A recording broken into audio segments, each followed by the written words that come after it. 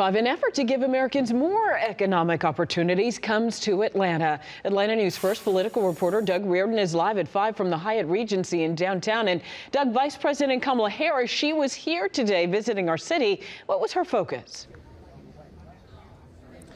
Well, it was talking about getting black and brown communities more access to the federal government's economic resources because time and time again, statistics have shown they lack those opportunities. For example, the vice president said here on stage today that only 2% of the nation's venture capital dollars go towards black-owned businesses. She also said that black business owners are 3 times less likely to apply for business loans because they simply get rejected from them more often. So Harris, in a discussion moderated by TV host Steve Harvey, spent the day here talking about the administration's efforts to close those gaps. They're increasing government contracts given to black businesses by 50%. They're dumping $3 billion to community banks for loans just next week.